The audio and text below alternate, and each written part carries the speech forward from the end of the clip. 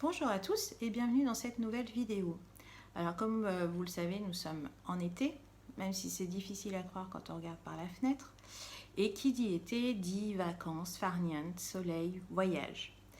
Cette année, à défaut de pouvoir partir, parce que bon, vu le contexte actuel, ça me donne pas trop envie, j'ai décidé de voyager à travers mes lectures. Donc du coup, je vais vous présenter une petite sélection de romans que j'ai faits et qui vont m'envoyer vers de nouveaux horizons. Allez, on commence. Donc, l'un des romans que je me suis choisi, c'est La disparue de Birmanie de Dina Jeffries aux éditions Hauteville Poche, et où il est question, donc nous allons partir en Birmanie, comme le titre l'indique, avec Bella Hatton qui part là-bas pour exercer son métier de chanteuse de cabaret. Et elle va découvrir que ses parents y ont habité 25 ans en arrière et qu'elle a eu une petite sœur, mais que le bébé a disparu. Donc entre voilà, voyage exotique, disparition d'enfants, secret de famille, je pense que ça peut être intéressant. Ensuite, le deuxième que je me suis sélectionné, c'est le tome 2 de la saga Les 7 sœurs, avec la sœur de la tempête. Donc dans le premier tome, on était parti au Brésil. Et d'ailleurs, on apprend beaucoup de choses sur la construction du Corcovado, et c'était très intéressant. Et donc là, dans ce deuxième tome, on va partir, que je ne me trompe pas, en Norvège. Donc un petit peu de fraîcheur, ça peut être sympa aussi pendant cet été, même si pour le moment, le soleil n'est pas trop au rendez-vous. Après, un petit polar, c'est le seul de la sélection, avec 100 de Johanna Gustafsson. Donc là, je vais partir en Suède. Donc pareil, un peu de fraîcheur. Avec une nouvelle enquête de la profileuse Émilie Roy. Je ne sais plus exactement le thème, mais de toute façon, moi, les deux précédentes Johanna Gustafsson, j'avais adoré. Donc là, je pense que je ne devrais pas être déçue non plus. Alors, autre roman, donc cette fois qui va m'emmener à Mayotte, avec Le parfum de l'Ilang de Catherine Berthelier. Donc là, c'est une auteure de ma région et qui est en auto-édition. Et du coup, donc elle nous emmène à Mayotte avec Claire qui est partie enseigner là-bas comme institutrice. Et donc, il y a tout un contexte historique qu'elle va nous raconter, les rites et coutumes du pays. Donc, le soleil devrait être au rendez-vous et ça peut être très sympa. Ensuite, troisième et dernier tome, donc L'héritière du Lotus Rose de Kate McAllister, et qui là normalement m'emmène en Inde. Je vais même me promener entre l'Argentine et l'Inde. Donc c'est le troisième tome de la saga de Kate McAllister, donc que je vais terminer avant d'attaquer le prochain qui va sortir là cette fin d'année, et cette fois elle va nous emmener en Russie. Donc là je vous en dis pas plus parce que si vous n'avez pas lu les deux premiers tomes, je voudrais pas vous spoiler. Et dernier roman de cette sélection qui là va m'emmener en Nouvelle-Zélande, c'est Fleur de feu de Sarah Lark aux éditions L'Archipel. Donc Sarah Lark, c'est une auteure que j'aime beaucoup, qui écrit de nombreuses sagas, dont celle du Nuage Blanc, qui était une trilogie également. Et donc là, elle nous emmène dans sa destination chouchou, c'est-à-dire la Nouvelle-Zélande, donc en compagnie d'Ida et de sa famille, qui partent sur une île de pêcheurs en Nouvelle-Zélande. Donc, nouvelle trilogie à découvrir. Et je pense que ça devrait être intéressant. Alors, c'est un beau bébé par contre, donc je pense qu'il va me prendre pas mal de temps. Voilà pour cette sélection. Je vais aussi, donc au mois d'août, je vais avoir 3 semaines de vacances. Et j'ai envie de me challenger un petit peu. Et puis de vider un petit peu aussi ma palle. Donc du coup, je me suis fait une sélection afin de me faire le challenge qu'on voit régulièrement partout, c'est-à-dire une semaine de lecture, 7 jours, 7 livres. Donc je me suis fait une petite sélection de 7 romans. Alors je vous avoue que j'ai triché un peu parce que j'ai pris les plus courts de ma palle. histoire de voilà, d'essayer de relever un peu ce défi, voir si j'y arrive ou pas. Donc, je me suis choisi Jour de semaine de Diane Sakakini aux éditions François Poche. Et là, donc, il est question d'une fête de famille où tout le monde va se retrouver, mais ça va vite tourner au drame puisque tout le monde va vouloir régler ses comptes.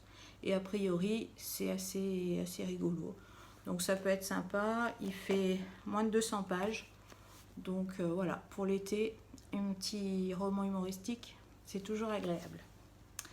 Ensuite, j'ai choisi La théière anglaise, donc toujours de Nelly Buisson, toujours aux éditions François Poche, où là, il est question... C'est une jeune femme, je crois, qui va chez ses grands-parents pour faire du tri et qui va découvrir une théière anglaise, comme l'indique le titre. Et elle trouve ça totalement incongru et elle va essayer voilà, de repartir, de remonter les traces de cette théière pour savoir d'où elle vient et ce qu'elle cache. Donc voilà, là aussi, moins de 200 pages. Un petit roman qui peut être très sympa. Ensuite, un petit polar rigolo avec le rocker en pantoufles de Nadine Monfils. Donc là, on retrouve le personnage d'Elvis Cadillac, sosie d'Elvis Presley, mais de loin. Hein. Voilà, et donc, pareil, qui va se retrouver encore dans une histoire un peu abracadabrante. J'aime beaucoup les romans de Nadine Monfils qui sont toujours pleins d'humour, un peu déjantés, donc faut aimer. C'est vrai que c'est Nadine Monfils, elle a cette plume où c'est soit on accroche, soit pas. Moi, j'adore son personnage de Mémé Cornemuse, donc je sais qu'on doit la retrouver dans un autre d'autres romans, elle doit revenir dans d'autres romans. Et là, donc c'est son deuxième personnage, Elvis Cadillac. Donc pareil, j'ai hâte de le lire. J'aime bien de temps en temps me lire un Nadine Monfils et de partir dans son univers qui est complètement abracadabrant. Voilà. Ensuite, un polar avec Par le vent pleurer de Ron Rash, aux éditions Le Point. Donc là, c'est une histoire de disparition, des ossements retrouvés au bord de l'eau, donc savoir qui c'est. Ron Rash a une plume assez légère et assez poétique.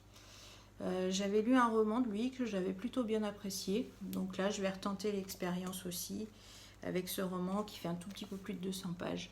Donc voilà, je vais voir, je découvrirai au fil de la lecture. Ensuite, encore un polar avec Ne dis rien à papa de François-Xavier Dillard. Alors là, j'avais beaucoup aimé Fais-le pour maman, je crois. Et donc là, c'est un peu dans la même veine. Donc je pense que ça va être intéressant. Moi, François-Xavier Dillard, j'ai toujours... j'ai un peu de mal parce que c'est où ça passe ou ça casse. Je sais qu'avec certains romans, j'ai pas du tout accroché. D'autres, j'ai beaucoup aimé. Donc je verrai avec celui-là si ça va être bon, si ça va passer ou pas. Histoire de famille, meurtre, tout ça. Donc je vous en reparlerai bientôt. Après roman et polar, je me suis choisi 2 petits jeunesses avec le Monstre Hôtel, le tome 1, Les chasseurs de trésors de Karen Rosenfeld. Donc celui-là, je l'ai beaucoup vu passer aussi sur les réseaux sociaux, donc sur Booktube entre autres, sur la chaîne de Stéphanie. Et voilà, ça m'attire bien.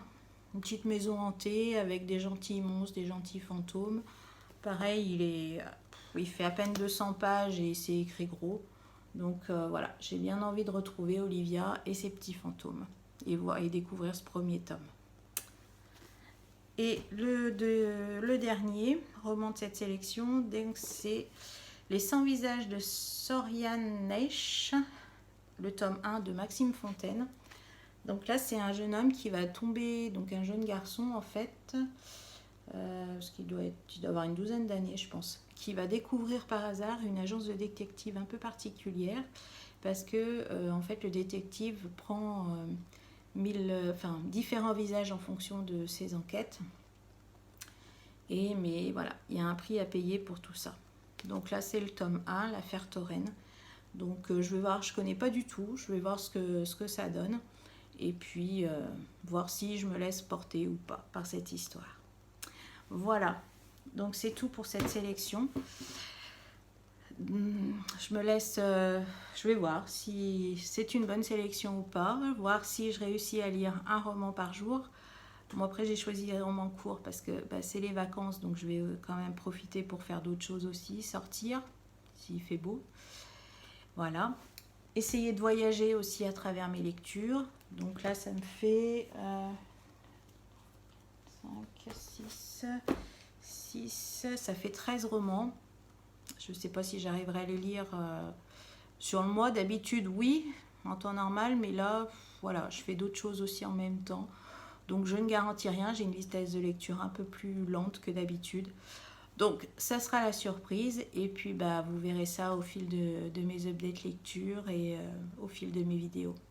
Voilà, je vous dis à bientôt pour une prochaine vidéo. Et bonne lecture à tous. Et bon été.